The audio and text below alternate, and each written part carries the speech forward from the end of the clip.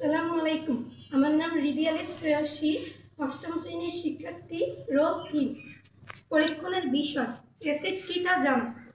এর জন্য প্রয়োজনীয় উপকরণ: বিকার, চিমটা, ইথানোয়িক অ্যাসিড, লাল রঙের লিটমাস পেপার। প্রথমে বিকারে। আর কি লিটমাস পেপার দরকার হবে না? না, ঠিক আছে। প্রথমে বিকারে একটি দ্রবণ নিতে হবে।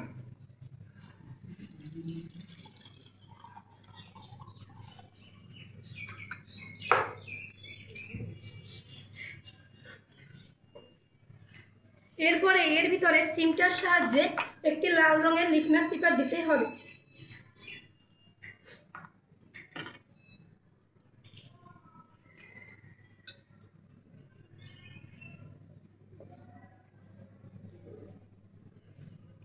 লিটমাস পেপারের বর্ণ পরিবর্তন হয়েছে? হ্যাঁ, নীল রঙের বর্ণের পরিবর্তন হয়েছে।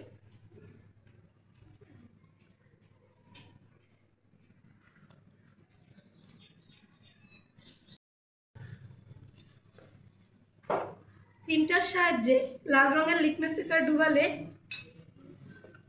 এর রঙের কোনো পরিবর্তন হয়নি। আবার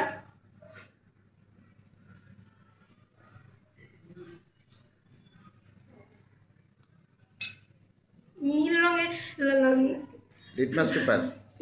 লিটমাস পেপার ডুবালে এটি লাল বর্ণের হয়েছে।